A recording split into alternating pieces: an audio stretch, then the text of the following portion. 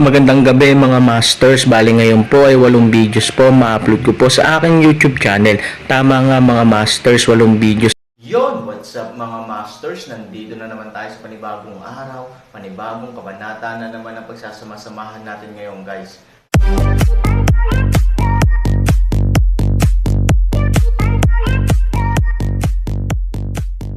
Bali mga masters, kung bago ka pa lang po sa aking YouTube channel, please click the subscribe button, lalong-lalo na po yung notification bell guys, para maging connected pa rin tayo sa isa't isa at maging updated kayo sa mga susunod ko pang video.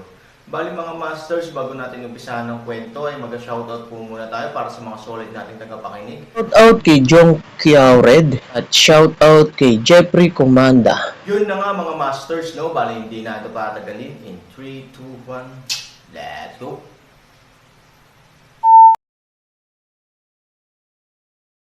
Nang kumislap ang isang liwanag at anino sa gabi, sa sumunod na segundo, sa mabababang kabundukan na mahigit 10 milya ang layo mula sa nayon. May isang bundok na pinakakakaiba. Binubuo ito ng 3 bundok, na nakaayos ng maayos, tulad ng isang tunay na konsentradong katangian ng bundok. Nang ang figure ni Aaron ay nanirahan saglit lang, may isa pang liwanag at anino sa likuran niya. Natural, ito ay si Qin Shuang. Tumingin si Aaron sa kanya at hindi gaanong nagsalita. Dumating silang lahat. Ano pa ang masasabi ng Aaron? Hindi na kailangang magpaliwanag ni Qin Shuang. Tumingin siya sa kakaibang bundok sa kanyang harapan at marahan na kumunat ang noo. Ang bundok na ito ay kakaiba at kakaiba. Ito ang naramdaman ng Aaron, bagamat isa ito sa mga link sa mga bundok, parang wala sa lugar. Bahagyang sumimangot si Qin Shuang. Malalim ang mga mata ni Aaron at tinitigan niya ang bundok ng sanlian na nasa harapan niya. Saglit na nakita ni Fang Fo ang buong bundok, ingat. Biglang uminom si Aaron, hinawakan ang kamay ni Qin Shuang at biglang lumipad sa sumunod na segundo. Halos kasabay nito, sa isang malakas na ingay, ang lupa ay biglang nag-crack sa ilalim ng kanilang mga paa, ang malaking agwat ay patuloy na ginugugol ang maliit na puwang, at mabilis na kumalat sa paligid. Ang lupa ay yumanig ng malakas, at ang mga nakapaligid na kabundukan ay nagsimulang magtipon, dumagundong. Sa ilalim ng mga bitek sa lupa, hindi mabilang na mga buto ang mabangis at umaatungal. Nakakabaliw silang ibuka ang kanilang mga ngipin at mga kuko, na para bang hihilahin nila pababa ang lumilipad na Aaron at Qin Shuang. Ito. Ano ito? Si Qin Shuang ay mapatla at halatang takot. Magsasalita na sana si Aaron. Sa oras na ito, isang malaking espiritu ang biglang bumangon mula sa bitek sa lupa. Ang katawan nito ay puno ng ilang bundok, na karaniwang matangkad, pinagmumultuhan ng yin fog, at bumubukas sa malaking bibig ng pag-spray ng dugo, isang espada ang pumuputol sa langit. Kahit na siya ay nambobola, ano ang isang yin spirit sa harap ng Aaron? Kunin ng direkta si Qin Shuang, at isang espada ang tumusok sa mga buto ng kilay ni Yinling. Sa baluktot at walang katulad na dagandong ng yin spirit, kinuha din ni Aaron si Qin Shuang sa ulo nito, umuungol, ayaw mapunit at umungol, sa susunod na segundo, ang espiritu ay nagiging wala. Ngunit gayunpaman, ang mga bitek sa lupa sa ilalim ng iyong mga paa ay hindi mabilang na mga buto, nakakabaliw na panaghoy at etengal, na ginagawang parang impyerno ang lugar na ito sa oras na ito, paano magkakaroon ng napakaraming multo. Kakaibang sabi ni Qin Shuang matapos pagkalmayan ang kanyang isip, kung tama ang hula ko, ang mga taong ito ay mga sakripisyo. Malamig na sabi ni Aaron, ngunit walang gaanong tao sa isang nayon. Sino ang makatitiyak na ang aming nayon ang unang biktima? Bahagyang sabi ni Aaron. Sa pagtingin sa mga buto na nagsimula ng umakyat mula sa mga bitek sa lupa, nagpakita si Qin Shuang ng takot at higit na galit. Anong dilaw na buhangin na walang kamatayan ay isang jablo na nawala sa buong buhay niya, roar. Biglang, sa oras na ito, ang dalawang gilid ng 3 kakaibang bundok ay biglang gumalaw. Mahigpit, ang mga bundok sa magkabilang panig ay naging isang matayog na higanti, umakyat mula sa lupa, pinalo ang kanyang dibdib at umungal sa lugar. Ang mga higanting ito, lahat ay gawa sa lupa at bato, ay kasing tibay ng isang bato sa hitsura lang, haharapin ko ba ang dalawa? Bulong ni Aaron, sa tingin mo ba nandito ako para pigilan ka? Lalaki kaliwa, babae kanan. Malamig na uminom si Qin Shuang. Sa sumunod na segundo, itinaas niya ang demonyong espada sa kanyang kamay at dirdiretsong sumugod sa taong bato sa kanan. Ang Aaron ay natural na hindi nagbigay ng marami. Nang mahawakan niya ang Jade Sword, kinuha niya ito. Boom! Halos magkasabay na maputol ang dalawang espada sa batong utak ng higanti, at tumailaysek ang apoy sa lahat ng oras. Halos magkasabay sina Aaron at Qin Shuang, at direktang kinain pabalik ng kapangyarihan, na paatras ng ilang hakbang, leeg. Halos magkasabay silang nag-blur. Ang sumunod na segundo ay parang dalawang ilusyon, brush. Ang streamer ay dumaan sa dalawang malalaking kalsada. Sa sumunod na segundo, dalawang malakas na ingay lang ang narinig. Ang malalaking ulo ng dalawang higanti ay bumagsak sa lupa, na nagdulot ng alikabok at usok. Muling nagtagpo ang Aaron at Qin Shuang, pabalik-balik. Boom! Nawala ang kanilang mga ulo, ang dalawang higanti ay bumagsak at nalipol, at ang mga buto sa lupa ay nagsimulang maging pulbos. Nayanig ang bundok at naging alabok at usok ang lahat. Sa panig ng Aaron, o sa panig ni Qin Shuang, ang tanging bagay na hindi nagbabago ay ang bawat isa sa kanilang paligid. Dalawang tao bahagyang patagilid, Aaron frowns, Qin Shuang din Liu Mei micro-frequency, Dreamland. Pagkababa ng boses, halos sabay na gumalaw ang dalawang tao para kay Qi. Sa pagpiprint ng isang kamay ng dalawang tao, gumalaw si Qi sa pagitan ng kanilang mga daliri at pumailang lang ng kaunti, broken. Ang buong mundo ay biglang nagbabago. Sa harap natin, may kulay abong mundo. Lahat ay kulay abo. Hindi natin makita ang dulo o gilid. Muli silang sumandal sa isa't isa, may hawak na mahabang espada at pasulyap-sulyap sa paligid. 3,000, nasaan ito? Bulong ni Qin Shuang. Nabuksan na ni Aaron ang kanyang makalangit na mga mata, ngunit nang tumingin siya, mas nalilito siya, sa lupa. Sa lupa, natigilan si Qin Shuang. Pero hindi ba dapat may tuloy-tuloy na lupa sa lupa? Bakit may ganoong espasyo? To be exact, nasa 3 kakaibang bundok iyon. Bulong ni Aaron, pero hindi ko makita, dahil artificial itong tinatakan ng kakaibang puwersa. Interesting. Sa oras na ito, bahagyang tumunog ang isang banayad na boses ng babae. Ang boses ay parang kampana, walang laman at puno ng talas at pabago-bago. Habang tumutunog ang tunog, sa kulay abo, isang magandang anino ang dahan-daang lumabas at nakasabit sa hangin. Kaya hindi ko siya nakikita ng malinaw. Ang alam ko lang ay nasa mabuting kalagayan siya. Hinawakan ko ang mahabang piano sa aking mga braso. Ang banayad na tunog ng piano ay tugma sa kanyang bahagyang matalas na boses, ngunit nagpupuno lamang sa isa't isa oras, ngunit magkatabi pa rin, gumawa ng defensive posture sa isa't isa, at tinitigan ang babae bagamat pareho silang may mataas na mga nagawa, malinaw sa oras na ito na hindi sila dapat maging pabaya.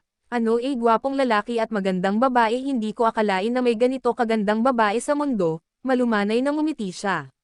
Sa oras na ito, ang kulay abo ay unti-unting nawala, na nagpapakita ng isang walang katulad na kagandahan. Bagamat hindi kasing husay ni Qin Shuang at Lu Roxen, hindi ito maihahambing sa mga ordinaryong babae. Ikaw ba ang dilaw na diwata ng buhangin?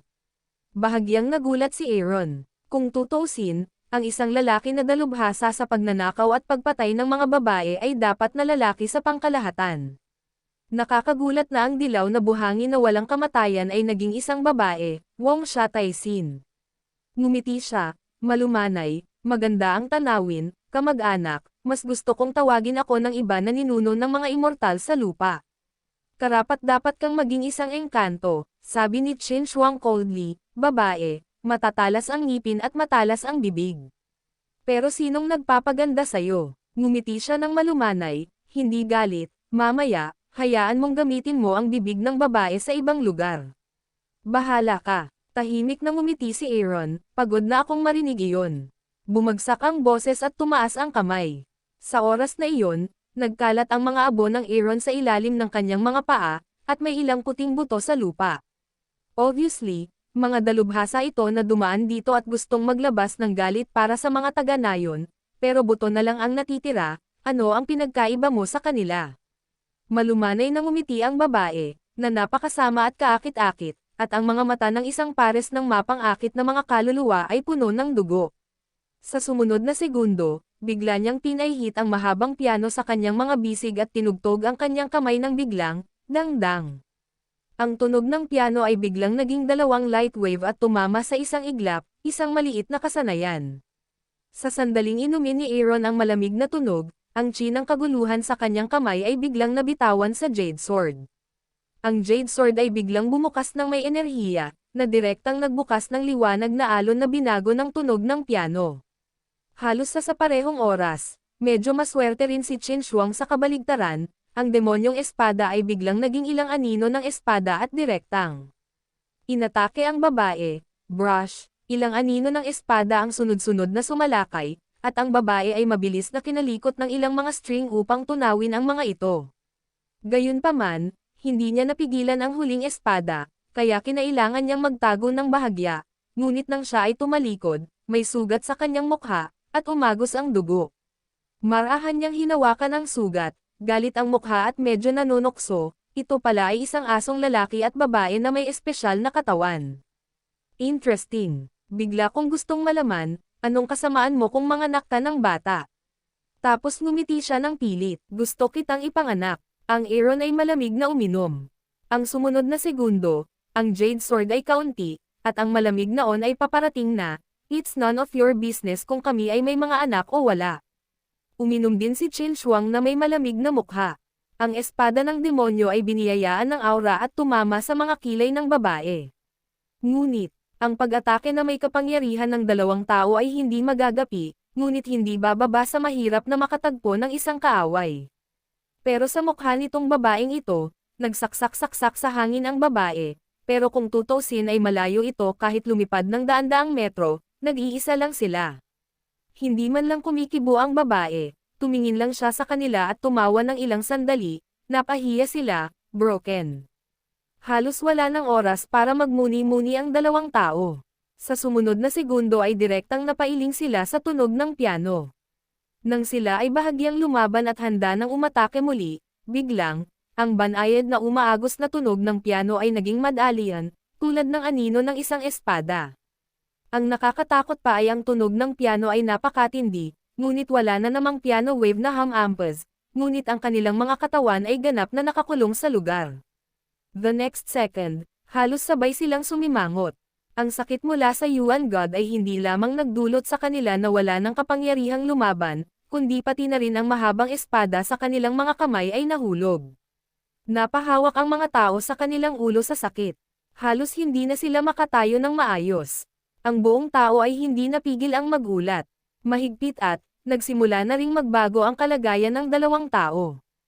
Pulang-pula ang mukha ng isa, at malabo ang mata ng isa. Ito ay tulad ng kung ano ang gamot na ibinigay upang maiwasan ang Buddha para sa isang panahon. Sa mga oras na ito, tila nag-aapoy ang kanilang dugo sa kabaliwan, New Beach. Uminom ang galit na boses ni Aaron. Bagamat ginamit niya ang kanyang aura upang patatagin ang kanyang isip sa mga oras na ito, mas maliwanag pa rin ang pulang dugo ng kanyang mga mata. Siya, na ang kalooban ay palaging higit sa ordinaryong tao, ay nawala din sa oras na ito. Ang kanyang malapit nang masira ang ulo sa pagkalito ng buong tao, at ang hindi maipaliwanag na salpok ay nagsimulang mahawa sa buong katawan ni Qin Shuang, nalilito na ang buong tao. Hindi niya masabi kung ano ang ilusyon at kung ano ang katotohanan si Ivory, at lahat ng mga bagay na pinagsamahan niya ay sinubukan niyang pigilan ang sarili, kaya napasigaw ang buong tao sa sobrang sakit natural. Hindi niya alam kung ano ang ginawa ni Lu Roxanne sa kanya, lalo na kung anong estado ang pinasok niya sa tulong ng tunog ng piano ngayon. Hindi napigilan ng Aaron na gumalaw. Sa ilalim ng pagtitiis, agad na bumulwak ang isang subo ng dugo mula sa kanyang lalamunan. Kaya mo bang alagaan ang sirang dugo mo? Umungol si Aaron sa kanyang kamalayan, shit. It's none of my business. Maya-maya, ang boses ng Magic Dragon ay tumunog pabalik sa kanyang ulo, kung hindi dahil sa iyong magic na dugo sa aking katawan, maaari akong magkaroon ng ganyan, isang malaking refleksyon. Malungkot na umungol si Aaron. Bagamat sinubukan niyang kontrolin ang kanyang katawan at pakalmayan ang kanyang isip, ang problema ay ang dugo sa kanyang katawan ay hindi mapakali gaya ng espesyal na pinakuloang tubig. Nang marinig ang mga salita ni Aaron, ang kaluluwa ng Magic Dragon ay kumamo, ang kanyang ulo na may bahagyang kahihiyan ay magulo sa puntong ito, hindi niya itinanggi na ang dugo ng dragon ay may epekto sa Aaron ngayon. Dam ito, kaya mo bang kontrolin? Nanlulumo na sigaw ni Aaron. Kahit na may epekto sa iyo ang dugo ng dragon, hindi mo ako masisisi sa lahat. Maling sumigaw ang Magic Dragon, ngunit sa sumunod na segundo, bigla siyang naging interesado. Gayunpaman, matutulungan din kitang dalhin ang buong palayok, hindi man kasing lakas ng katawan ng sisiw na ito, ang ganda niya, at hindi naman masama ang katawan. Oo, sige, ang asawa mo naman, ako ang magdadala sa iyo sa oras na iyon. Nang marinig ang walang hiyang mga salita ng Magic Dragon, halos samuka si Aaron ng dugo sa kinaroroonan. Lumayo ka sa akin, isa lang ang ivory sa puso ko, hindi ako kasya sa kahit na sinong babae. Kung ayaw mong tumulong, kaya mo, kung magsisisi ako kay So Ying-shie, huwag kang mag-alala, magpapakamatay si Aaron at magpasalamat sa kanya. Malamig na sabi ni Aaron, paralisado ka ba? Naglalaro ka ba ng husto? Yun na nga mga masters, no? Bali panibagong kabanata na naman yung natapos natin ngayong gabi. Muli, maraming salamat po talaga sa walang sawang suporta po sa aking YouTube channel na talagang inaabangan nyo po ang bawat upload ko po. Bali mga masters, magkita-kita ulit po tayo bukas ng gabi at ngayon po ay magpapaalam po muna tayo. Bali mga masters, bye-bye!